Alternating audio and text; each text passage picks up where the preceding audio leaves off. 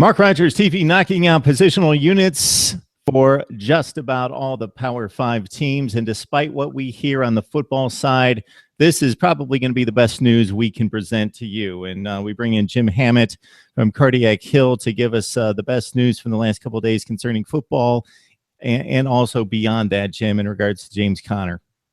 Yeah, absolutely. James Conner diagnosed with Hodgkin's lymphoma back in December. And after 12 chemotherapy treatments, he announced the other day via Twitter that he is cancer-free. So just great news, because everyone was just pulling for him just to get healthy again. So, with having said that, he beat cancer. So now his eyes are set on football. We're not sure if that's going to happen, but I wouldn't bet against him at this point. Yeah, it's a guy that now that if we focus on the football would just be an amazing thing for Pitt football to get him back for one more year.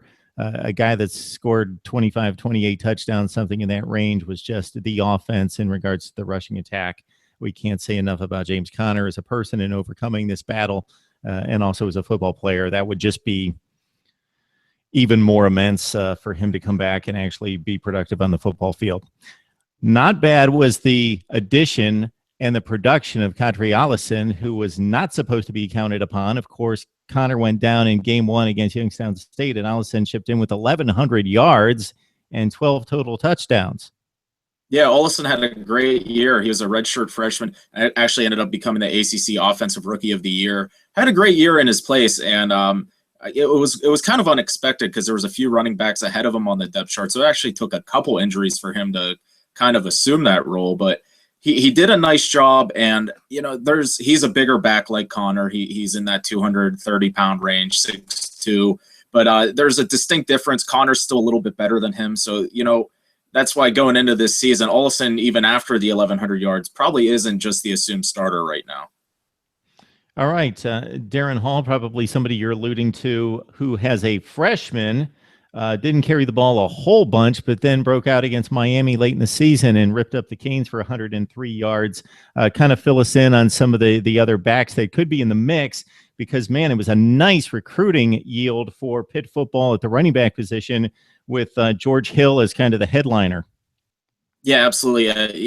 We'll start with Darren Hall. And like I said, he played a little bit last year, had some carries here and there, never really showed much. But again, showing up against Miami late in the year in a big game where Ollison was kind of contained, it showed you what kind of talent Hall had. He was a former four-star recruit himself, so he's definitely in the mix.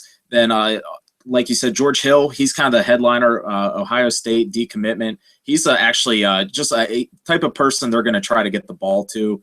Runs the 100, and I'm not exactly sure, but I just know he's very fast. So he's kind of one of those guys where, you can line him up in the slot, lining him up in the backfield. They're going to have a package for George Hill. And another running back, Shantez Moss, he came in, enrolled early, participated in spring drills, and really impressed. They actually did a draft for the spring game, and he was the first running back taken. I don't know if put a lot of stock into that, but the players thought highly enough of him to take him first. Yeah, George Hill out of Hubbard, Ohio, gets away from the Buckeyes. As you mentioned, the 12th rated running back in the country, according to ESPN.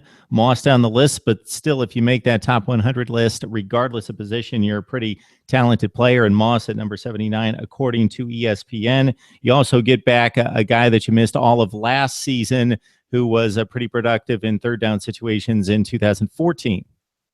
Yeah, that's Rashid Ibrahim. He missed all of last year, so he's redshirted. So he has 2 years of eligibility left, and Pitt definitely used him in a kind of that scat back, third down role, a good pass catcher out of the backfield. So if there's one strength of this entire football team, we've talked about the offensive line. It's offensive line and running back. That's the bread and butter of this team. And you look at the depth on anyone else in the ACC, and Pitt stacks up with Florida State and Clemson at least at these 2 positions. James Conner beats cancer. That's the big news. That's most important by far. If he gets back on the field and is anything close to what he was, which was a top 5 to 10 running back in college football, that would be amazing. Ollison coming off the 1,100-yard season. A plethora of backs here. George Hill may not need to be counted upon, but could be the Pitt future at running back as one of the top guys coming in off that 2016 recruiting class. Jim Hammett from Cardiac Hill breaking down Pitt's backfield, which should be a special one for the next couple of years. Thanks, Jim. Thanks, Mark.